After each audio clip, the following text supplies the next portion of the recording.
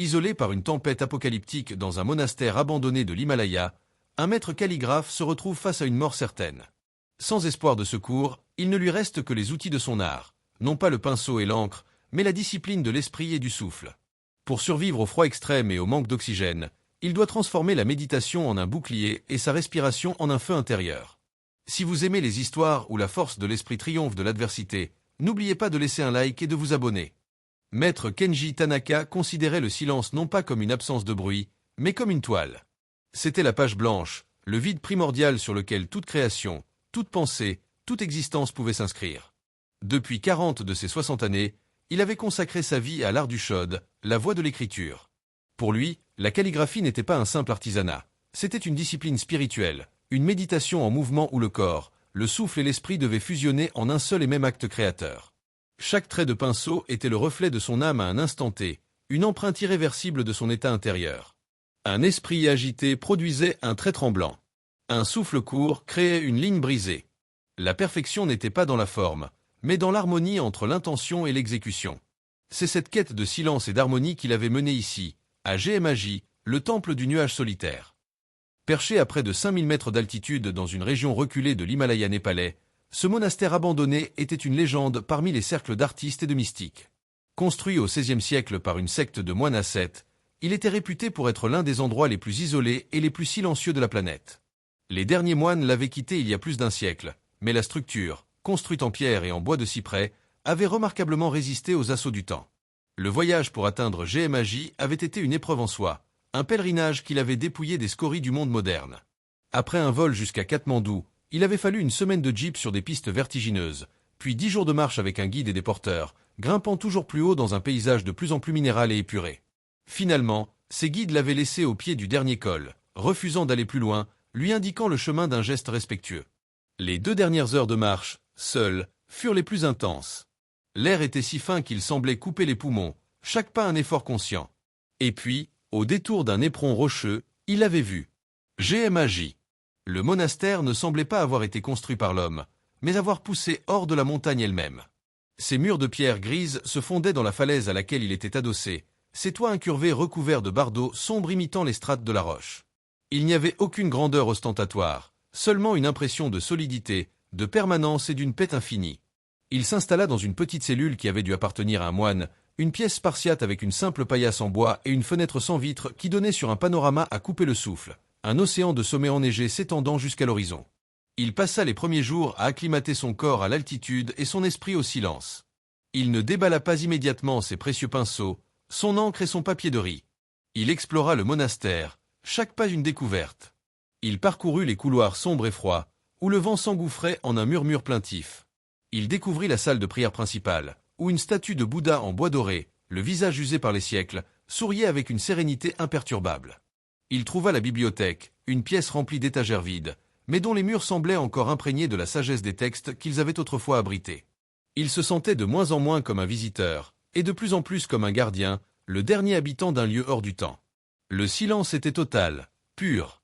Il n'y avait que le son du vent, le craquement occasionnel du bois de la structure, et le battement de son propre cœur. C'était la toile parfaite. Il se sentait prêt à commencer son travail, à inscrire sa propre quête spirituelle sur cette page blanche. Il ne savait pas encore que la montagne, la gardienne de ce silence, allait bientôt le soumettre à l'épreuve la plus terrible de sa vie, une épreuve où sa maîtrise de l'art ne serait plus une fin en soi, mais son unique moyen de survie. Le changement fut subtil au début. Le 3e jour de son séjour, Kenji remarqua que le bleu du ciel, habituellement d'une pureté cristalline à cette altitude, avait pris une teinte légèrement laiteuse.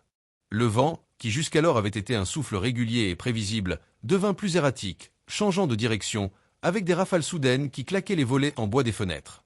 En tant qu'homme qui avait passé une partie de sa vie à observer la nature pour en capter l'essence dans son art, il reconnut ces signes. Une tempête approchait. Il n'était pas inquiet.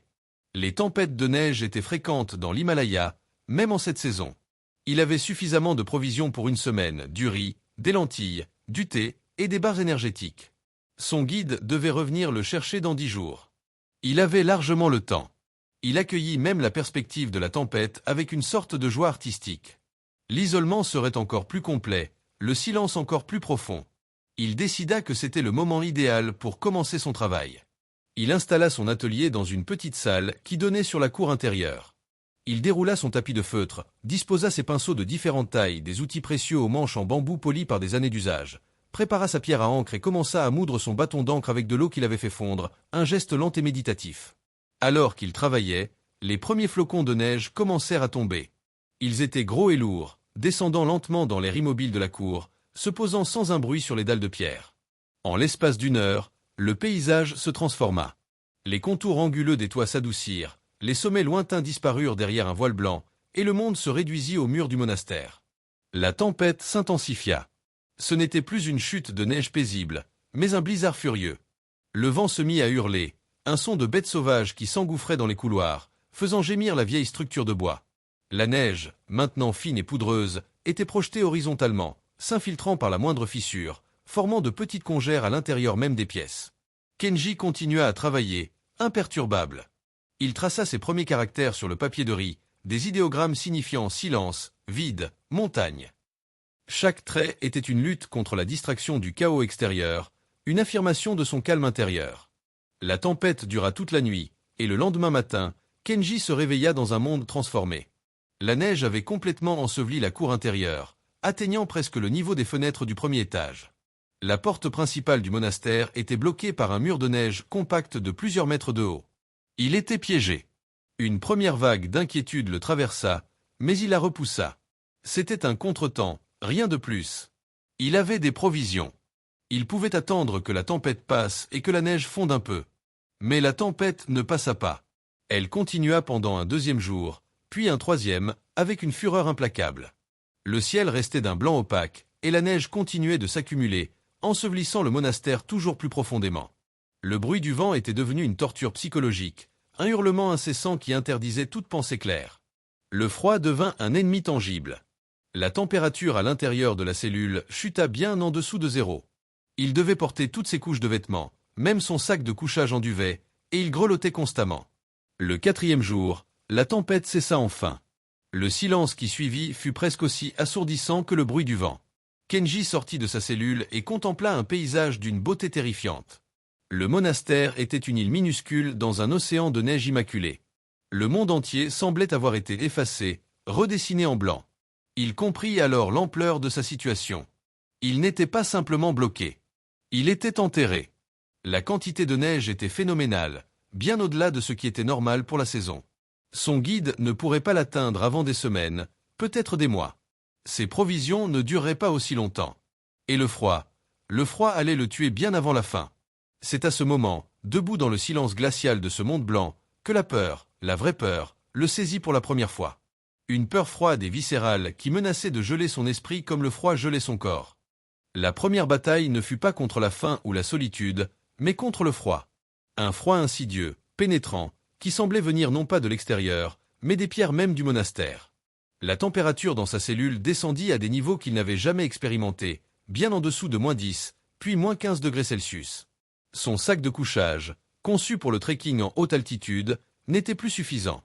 Il sentait le froid s'infiltrer à travers les couches de duvet, engourdissant ses pieds, ses mains, puis remontant le long de ses membres comme un poison lent. Il grelottait de manière incontrôlable, un mécanisme de défense de son corps qui consommait ses précieuses réserves d'énergie. Il savait que s'il ne faisait rien, l'hypothermie le gagnerait. Il sombrerait dans une torpeur douce et mortelle, et ne se réveillerait jamais. La panique menaçait de prendre le dessus, lui hurlant de bouger, de courir, de faire n'importe quoi pour générer de la chaleur. Mais son esprit, forgé par 40 ans de discipline, refusa de céder. La panique était un souffle court, une dépense d'énergie inutile. La survie, comme la calligraphie, exigeait le calme, la concentration, l'économie de mouvement. C'est alors qu'il se souvint des enseignements de son premier maître, un vieux moine zen qui était aussi un calligraphe légendaire. Le maître lui avait appris que le secret d'un trait parfait ne résidait pas dans la main, mais dans le hara, le centre d'énergie situé juste en dessous du nombril. Avant de toucher le papier, lui avait-il dit, tu dois toucher le silence en toi. Ton souffle est le pont entre ton esprit et ton pinceau. Un souffle long, calme et profond ancre ton esprit et stabilise ta main. Un souffle court et agité disperse ton énergie et fait trembler ton trait. Il lui avait enseigné des techniques de respiration spécifiques, des exercices dérivés du pranayama yogique et du zazen bouddhiste, conçus pour calmer le système nerveux et concentrer l'énergie vitale, le ki. Ces techniques étaient devenues une seconde nature pour lui, une préparation rituelle avant chaque session de calligraphie. Il n'avait jamais pensé qu'elle pourrait un jour lui sauver la vie. Assis en position du lotus sur sa paillasse, enveloppé dans son sac de couchage, il commença. Il ferma les yeux, ignorant les tremblements de son corps, et se concentra sur sa respiration. Il commença par une respiration abdominale profonde. Il inspira lentement par le nez, sentant son abdomen se gonfler, imaginant l'air froid et pur de l'Himalaya descendant jusqu'à son hara. Il retint son souffle pendant quelques secondes, puis expira encore plus lentement par la bouche, vidant complètement ses poumons, relâchant toutes les tensions. Il répéta ce cycle, encore et encore. Lentement, très lentement, il sentit un changement. Les tremblements violents commencèrent à s'atténuer, remplacés par un frisson plus contrôlé. Son rythme cardiaque, qui battait la chamade, ralentit, devenant plus régulier, plus profond. Il passa ensuite à une technique plus avancée, une forme de respiration qu'il utilisait pour les œuvres les plus exigeantes, celle qui nécessitait une concentration absolue et une immobilité parfaite pendant de longues minutes. C'était une technique qui s'apparentait au tumo, la pratique des moines tibétains pour générer de la chaleur interne. Il contracta légèrement les muscles de son plancher pelvien, créant une serrure énergétique à la base de sa colonne vertébrale. Puis, à chaque inspiration, il visualisait qu'il tirait de l'énergie de la base de sa colonne vertébrale vers son hara. À chaque expiration, il imaginait qu'il diffusait cette énergie, cette chaleur, depuis son centre vers le reste de son corps, jusqu'au bout de ses doigts et de ses orteils. Au début, il ne sentit rien d'autre que le froid.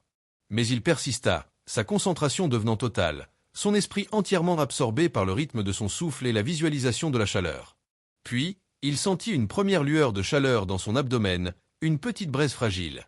Il continua à souffler dessus avec sa respiration, la nourrissant, la faisant grandir. La chaleur se propagea lentement, une vague tiède qui remonta le long de sa colonne vertébrale, se diffusa dans sa poitrine, puis descendit le long de ses bras et de ses jambes. Les tremblements cessèrent complètement. Il ne grelottait plus. Il ne luttait plus contre le froid. Il l'acceptait et générait sa propre chaleur de l'intérieur. Il resta dans cet état méditatif pendant plus d'une heure. Quand il ouvrit les yeux, il se sentait calme, centré, et, chose incroyable, il n'avait plus froid. Le froid était toujours là, une présence objective à l'extérieur de son corps, mais il ne le pénétrait plus. Il avait créé une forteresse intérieure, un sanctuaire de chaleur au milieu du monde gelé. Il avait utilisé le souffle du pinceau pour survivre. Le froid maîtrisé, une nouvelle menace, plus insidieuse et tout aussi mortelle, commença à s'insinuer dans l'esprit de Kenji, la solitude. Une solitude absolue, cosmique, comme il n'en avait jamais connu. Dans les premiers jours, son esprit avait été entièrement occupé par la lutte pour la survie immédiate. Mais maintenant qu'il avait trouvé un moyen de réguler sa température corporelle et d'établir une routine précaire, le vide commença à se faire sentir. Le monastère, qui lui avait d'abord semblé un havre de paix, était devenu une prison de silence et de neige. Les jours se fondaient les uns dans les autres, une succession de crépuscules grisâtres sans soleil. Le silence n'était plus une toile blanche, mais un poids oppressant qui menaçait d'écraser sa raison. Il se retrouva à parler à voix haute, juste pour entendre le son de sa propre voix, un son étrange et étranger dans ce vide auditif. Il commença à avoir des hallucinations auditives. Le sifflement du vent dans les fissures des murs se transformait en murmures, en fragments de conversation. Il entendait parfois le rire de sa femme ou les pleurs de sa petite fille, des échos fantomatiques qui le laissaient avec un sentiment de chagrin et de désolation encore plus profond. Il savait que c'étaient des tours que son esprit lui jouait, des symptômes du mal des montagnes et de l'isolement sensoriel. Mais la connaissance n'empêchait pas la peur. La peur de devenir fou, de perdre le contact avec la réalité, de se dissoudre dans ce silence infini. Il comprit qu'il devait mener une nouvelle bataille, une bataille pour la santé de son esprit. Et une fois de plus, il se tourna vers les principes de son article. La calligraphie n'est pas seulement une question de technique, c'est une pratique de la pleine conscience, une forme de méditation active. Pour tracer un trait parfait, l'esprit doit être complètement vide de pensées parasites, entièrement concentré sur l'instant présent, sur le contact du pinceau avec le papier. Le passé et le futur n'existent pas. Il n'y a que le maintenant de la création. Il décida d'appliquer cette discipline à sa survie. Il se créa une routine stricte, un emploi du temps qui structurait ses journées et donnait un but à chaque heure. Le matin était consacré à la respiration de chaleur et à la méditation. Il passait ensuite une heure à explorer le monastère, non plus au hasard, mais avec un objectif précis, cartographier les lieux, identifier les ressources potentielles, chercher des faiblesses dans sa prison de neige. L'après-midi, il se consacra à une nouvelle forme de calligraphie. Il n'avait pas le luxe de gaspiller son précieux papier de riz ou son encre. Alors, il pratiqua le suisho, l'écriture à l'eau. Il trouva une grande ardoise plate dans ce qui avait dû être la cuisine des moines. Il utilisait un de ses pinceaux et de l'eau fondue pour tracer des caractères. Les traits apparaissaient, sombres et nets sur la pierre, puis s'évaporaient lentement, retournant au vide. C'était l'exercice parfait. Il pouvait pratiquer son art sans consommer ses ressources, et la nature éphémère de l'écriture à l'eau était une leçon constante sur l'impermanence, un rappel que sa situation, aussi désespérée soit-elle, finirait elle aussi par changer. Mais son exercice le plus important fut la pratique de la calligraphie mentale. Il s'asseyait en silence, les yeux fermés, et visualisait une feuille de papier blanche. Il choisissait un caractère, un kanji complexe comme patience, ou persévérance, gambaru ou persévérance, ninté. Puis, il le traçait mentalement, encore et encore. Il visualisait chaque détail, la manière dont il tenait le pinceau, la quantité d'encre, la pression du premier contact avec le papier, la vitesse et l'angle de chaque trait, la pose, le changement de direction, le relâchement final. C'était un exercice de concentration extrême qui occupait entièrement son esprit, ne laissant aucune place à la peur ou au désespoir. Il transformait sa solitude en une retraite spirituelle. Il n'était plus un prisonnier attendant la mort. Il était un moine, un ascète, utilisant l'épreuve pour approfondir sa compréhension de lui-même et de son article. Il se souvint d'une vieille légende sur un moine qui, piégé dans une grotte, avait atteint l'illumination en contemplant un mur blanc pendant 9 ans. Il ne demandait pas l'illumination. Il ne demandait que la survie. Mais il comprit que les deux étaient peut-être liés. Pour survivre à l'extérieur, il devait d'abord maîtriser le chaos à l'intérieur. Après plus d'une semaine, une nouvelle menace, plus primitive et plus pressante, commença à éclipser le froid et la solitude, la faim. Les provisions de Kenji, qu'il avait rationnées avec une discipline de fer, diminuaient à vue d'œil. Il ne lui restait qu'une petite poignée de riz, quelques sachets de thé et une dernière barre énergétique qu'il gardait pour une urgence absolue. Son corps, déjà affaibli par le froid et le manque d'oxygène, commençait à le trahir. Il se sentait faible, pris de vertige, et une faim lancinante et constante occupait ses pensées, rendant la méditation de plus en plus difficile. Il savait qu'il devait trouver une autre source de nourriture, ou il mourrait de faim bien avant que la neige ne fonde. Son exploration du monastère prit un nouveau but. Il ne cherchait plus seulement à cartographier les lieux, il cherchait des provisions. Il fouilla chaque pièce, chaque recoin, ouvrant des coffres en bois vermoulu, sondant les planchers. Il ne trouva que de la poussière et des reliques sans valeur, des bols en bois cassé, des robes de moine en lambeaux, des manuscrits illisibles rongés par les insectes et l'humidité. Il était sur le point de perdre espoir lorsqu'il découvrit, au fond d'une réserve attenante à l'ancienne cuisine, quelque chose d'inattendu. Derrière une pile de vieux sacs de jute moisie, il trouva plusieurs grandes jarres en terre cuite, scellées avec de la cire. Son cœur se mit à battre plus vite. Avec des mains tremblantes, il réussit à briser le seau de cire de l'une d'entre elles. À l'intérieur, il y avait des grains. De l'orge et du sarrasin, secs et parfaitement conservés grâce à l'environnement frais et à l'étanchéité de la jarre. C'était un trésor, une réserve de nourriture laissée par les derniers moines plus d'un siècle auparavant. Il avait de quoi tenir des mois. Mais les grains étaient durs comme de la pierre. Il ne pouvait pas les manger crus. Il avait besoin de les faire cuire. Il avait besoin de feu. Et le feu nécessitait du combustible. Il passa les 2 jours suivants à rassembler tout ce qui pouvait brûler dans le monastère. Il démonta des meubles en bois cassé, des étagères, des cadres de porte. Il créa une petite pile de bois sec dans le foyer de la cuisine, une grande cheminée en pierre noircie par des décennies d'usage. Maintenant, il devait l'allumer. Il n'avait pas de briquet, pas d'allumette. Il devait créer le feu à partir de rien. Il se souvint des histoires de survie qu'il avait lues. Il essaya d'abord la méthode de la friction, en faisant tourner un bâton de bois dur dans une encoche sur une planche de bois tendre. Il y passa des heures, jusqu'à ce que ses mains soient couvertes d'ampoules et que ses muscles soient tétanisés, sans produire la moindre braise. L'air était trop fin, l'oxygène trop rare pour que la friction seule suffise. Le désespoir commença à le gagner à nouveau. Avoir de la nourriture, mais ne pas pouvoir la manger, était une forme de torture particulièrement cruelle. Il s'assit, découragé, près de la fenêtre de sa cellule, regardant la mer de neige. Le soleil, bien que faible, brillait dans un ciel d'un bleu intense. Sa lumière, se reflétant sur la neige, était d'une intensité aveuglante. Et c'est en plissant les yeux qu'il eut une idée. La lumière. La concentration de la lumière. Il se souvint d'un objet qu'il avait vu dans ce qui avait dû être le bureau de l'abbé. Une vieille loupe, probablement utilisée pour lire des manuscrits, posée sur un pupitre. Il se précipita dans la pièce et la trouva. C'était une grande lentille de verre cerclée de laiton, lourde et de bonne qualité. Il avait maintenant son outil. Il lui fallait de l'amadou. Il chercha dans tout le monastère. Il trouva enfin ce qu'il cherchait dans la salle de prière. Les coussins de méditation, les affûts, étaient remplis de kapok, une fibre végétale soyeuse et très inflammable. Il en ouvrit un et en sortit une petite poignée. Il retourna à la cuisine. Le soleil de midi passait par une ouverture dans le toit, créant une nappe de lumière sur le sol.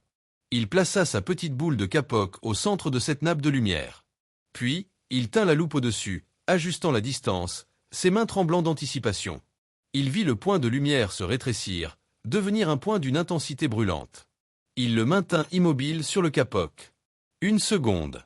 2 secondes. Une petite volute de fumée s'éleva, suivie d'une odeur âcre. Puis, une petite braise rouge apparut, et une flamme fragile jaillit. Il avait créé le feu. Avec des gestes d'une précaution infinie, il nourrit la flamme avec de petits copeaux de bois, puis des brindilles plus grosses, jusqu'à ce qu'un feu joyeux crépite dans l'âtre. Pour la première fois depuis des semaines, une chaleur bienfaisante emplit la pièce. Il fit fondre de la neige dans une vieille marmite en fonte et y jeta une poignée de grains d'orge. L'odeur de la cuisson emplit bientôt la cuisine, une odeur de vie, de normalité, de foyer. Ce soir-là, assis près du feu, mangeant une bouillie chaude et nourrissante, Kenji se sentit envahi d'une gratitude immense. Il avait vaincu le froid, la solitude et la faim. Il avait utilisé son esprit, sa discipline et les ressources que la montagne lui avait offertes. Il n'était plus une victime. Il était un survivant. Avec la découverte des provisions et la maîtrise du feu, la survie de Kenji entra dans une nouvelle phase. La lutte frénétique pour la survie immédiate laissa place à une nouvelle épreuve, plus subtile mais tout aussi redoutable, la gestion du temps et de l'attente. Il savait maintenant qu'il pouvait survivre physiquement pendant des mois si nécessaire. Il avait de la nourriture, un abri, une source de chaleur et d'eau. Mais la question n'était plus de savoir s'il pouvait survivre, mais comment il allait endurer cette attente indéfinie. Le monastère, son sanctuaire, devint un royaume de routine et de contemplation. Chaque journée était rythmée par les mêmes tâches essentielles. Entretenir le feu, faire fondre la neige, préparer ses maigres repas, pratiquer ses exercices de respiration et de méditation. Cette routine était son ancre, la structure qui empêchait son esprit de dériver dans l'océan de la solitude. Mais même avec cette discipline, la montagne continuait de le tester. Le silence n'était plus seulement une absence de bruit. Il était devenu une présence, une entité vivante qui semblait l'observer. Dans ce silence absolu, son ouïe devint si sensible qu'il pouvait entendre le bruit de ses propres cils qui se touchaient lorsqu'il clignait des yeux. Il entendait le craquement de ses propres articulations, le gargouillis de son propre estomac. Il était devenu un univers sonore à lui tout seul. Et dans ce silence, des sons imaginaires naissaient. Le vent, hurlant à travers les cols lointains, se transformait en chœurs de moines fantômes, des chants gutturaux qui semblaient monter des profondeurs de la terre. Le craquement du bois du monastère, la nuit devenait des pas dans le couloir. Il savait que c'était des hallucinations, des produits de son cerveau privé de stimuli, mais la connaissance ne suffisait pas toujours à dissiper la peur irrationnelle qui les accompagnait. Il devait lutter constamment pour maintenir la frontière entre la réalité et l'illusion. Il approfondit sa pratique méditative. Il ne s'agissait plus seulement de se concentrer pour calmer son esprit, mais d'observer le fonctionnement de son esprit lui-même. Il s'asseyait pendant des heures devant le mur blanc de sa cellule, pratiquant le shikantaza, simplement s'asseoir. Il observait ses pensées, ses peurs, ses souvenirs, sans s'y accrocher, les laissant passer comme des nuages dans le ciel de son esprit. Il revit toute sa vie. Il revit son enfance dans un petit village de pêcheurs, son apprentissage difficile auprès de son maître, sa rencontre avec sa femme, la naissance de ses enfants, ses succès en tant qu'artiste, mais aussi ses échecs, ses regrets, les moments où il avait été trop absorbé par son art et avait négligé ses proches. La solitude devint un miroir impitoyable qui lui renvoyait une image de lui-même sans phare. Il comprit que sa quête de perfection dans la calligraphie avait parfois été une fuite, une manière de se protéger du chaos et de la douleur de la vie. Ici, au sommet du monde, il n'y avait plus d'échappatoire. Il devait faire face à lui-même. Il commença à voir la montagne non plus comme une ennemie, mais comme son maître le plus exigeant. Elle lui enseignait la patience, l'humilité, la résilience. Elle lui montrait sa propre insignifiance face à l'immensité du temps et de l'espace, mais aussi la force incroyable de l'esprit humain. Il se sentait de plus en plus connecté à ce lieu, aux générations de moines qui avaient médité entre ces mêmes murs. Il n'était plus seul. Il faisait partie d'une lignée, d'une tradition de recherche spirituelle. Son épreuve n'était pas une punition, mais une opportunité.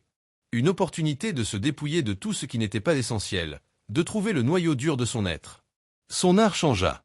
Lorsqu'il pratiquait le suisho sur son ardoise, ses traits n'étaient plus seulement une recherche de perfection esthétique. Ils étaient une expression de son expérience. Il traça le caractère neige, et dans le trait, il y avait le poids, le froid et la beauté terrifiante de la tempête.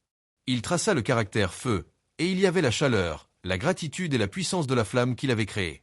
Sa calligraphie était devenue un journal de sa survie, une conversation silencieuse avec la montagne. Le temps perdit sa signification conventionnelle. Kenji ne comptait plus les jours. Il suivait le rythme du soleil et de la lune, des cycles de feinte et de satiété, de veille et de sommeil. Mais il sentait que les saisons changeaient. Le soleil montait un peu plus haut dans le ciel chaque jour, et la durée de la lumière augmentait. La neige, bien que toujours incroyablement épaisse, commençait à se tasser, à se transformer sous l'effet du soleil et du vent. Il était physiquement très affaibli. Malgré les grains, son régime était monotone et manquait de nutriments essentiels. Il avait perdu beaucoup de poids, ses muscles s'étaient atrophiés. Ses mouvements étaient lents, et il s'essoufflait rapidement. Mais son esprit était d'une clarté et d'une force qu'il n'avait jamais connue. Sa pratique méditative l'avait dépouillé de toute peur superflue, de toute anxiété. Il vivait entièrement dans l'instant présent. Il savait cependant qu'il ne pouvait pas rester ici indéfiniment. Ses réserves de grains, bien que conséquentes, n'étaient pas infinies. Et il y avait toujours le risque d'un accident, d'une maladie. Il devait prendre une décision. Attendre un secours qui ne viendrait peut-être jamais, ou tenter de descendre la montagne par ses propres moyens. C'était la décision la plus importante de sa vie. Il ne la prit pas à la légère. Il y consacra plusieurs jours de méditation profonde. Il ne s'agissait pas de peser les probabilités de manière logique. Il s'agissait d'écouter son intuition, de trouver la réponse au plus profond de lui-même. Il utilisa son art comme un outil de décision. Il prépara son encre avec un soin particulier. Il déroula sa dernière et plus belle feuille de papier de riz. Il s'assit en silence pendant 1 heure, calmant son souffle, vidant son esprit. Puis, il prit son pinceau et, en un seul mouvement fluide et ininterrompu, il traça le kanji-vi. Il contempla le caractère. Le trait était fort, plein d'énergie, ascendant. Ce n'était pas le trait d'un homme qui attend la mort. C'était le trait d'un homme qui choisit la vie, même si le chemin est périlleux. La réponse était claire. Il devait partir. Il commença ses préparatifs. Il utilisa des lanières de tissu déchirées de vieilles robes de moine pour fabriquer des guêtres improvisées afin de protéger ses jambes de la neige. Il tailla une paire de lunettes de neige rudimentaires dans un morceau de bois pour se protéger de la cécité des neiges. Il remplit une petite besace avec une réserve de grains cuits et une gourde d'eau. Son outil le plus important serait un long bâton de bambou qu'il avait trouvé, qui lui servirait de sonde et de bâton de marche. Il passa une journée entière à observer la montagne depuis la fenêtre de sa cellule, avec la même attention qu'il aurait portée à une feuille de papier blanche avant de commencer une œuvre. Il étudia les pentes, les corniches, les zones où la neige semblait plus instable. Il chercha les signes d'avalanche récentes. Il mémorisa la topographie, créant une carte mentale de sa descente. Le matin de son départ, il fit une dernière chose. Il retourna dans la salle de prière et s'inclina devant la statue de Bouddha. Il ne pria pas pour sa sécurité. Il remercia le monastère, la montagne, pour l'épreuve et pour les leçons qu'il avait apprises. Puis, il se dirigea vers la porte principale, maintenant dégagée par la fonte partielle, et sortit dans le monde blanc et aveuglant. Le dernier trait de son œuvre de survie allait être tracé non pas avec de l'encre, mais avec ses propres pas dans la neige. La descente fut une épreuve d'une difficulté inimaginable, un test final pour son corps affaibli et son esprit discipliné. Le monde extérieur était d'une beauté brutale et d'une hostilité absolue. La neige, profonde et poudreuse, rendait chaque pas épuisant. Il s'enfonçait parfois jusqu'à la taille, devant se débattre pour s'extraire. Le soleil, se reflétant sur la mer de blanc, était d'une intensité aveuglante, et malgré ses lunettes improvisées, il devait souvent fermer les yeux. L'air était encore plus fin qu'au monastère, et chaque inspiration était une lutte. C'est là que ses techniques de respiration devinrent son principal outil de survie physique. Il synchronisa sa respiration avec ses pas, une technique qu'il avait apprise des Sherpas. Un pas, une inspiration. Un pas, une expiration. Ce rythme lent et régulier lui permettait de maximiser l'absorption d'oxygène et de conserver son énergie. Lorsque le terrain devenait plus raide, il s'arrêtait, s'asseyait dans la neige, et pratiquait sa respiration de chaleur pour récupérer et éviter que le froid ne le saisisse. Il navigua non pas à l'aide d'une carte, mais de son sens de l'observation et de son intuition, affûté par des semaines de concentration intense. Il lisait la neige comme il lisait le papier. Il pouvait voir les zones où le vent avait formé des plaques de neige instables, prêtes à déclencher une avalanche. Il pouvait deviner la présence de crevasses cachées par la manière dont la neige formait des ponts subtils. Chaque pas était une décision, un trait délibéré sur la page blanche de la montagne. Il tomba d'innombrables fois, son corps meurtri protestant. Une fois, Il glissa sur une plaque de glace et dévala une pente sur une centaine de mètres, s'arrêtant de justesse au bord d'un précipice. Il resta là, le corps tremblant, le visage enfoui dans la neige, mais il ne paniqua pas. Il respira. Il se calma. Et il se remit en route. Il marcha pendant 2 jours, ne s'arrêtant que pour de courtes périodes de repos, mâchant ses grains d'orge froids. Le deuxième soir, alors qu'il s'abritait derrière un rocher, il vit quelque chose. Une lumière. Une lumière faible, jaune, très loin en bas dans la vallée. Une lumière artificielle. Une lumière humaine. Cette vision lui donna une force nouvelle.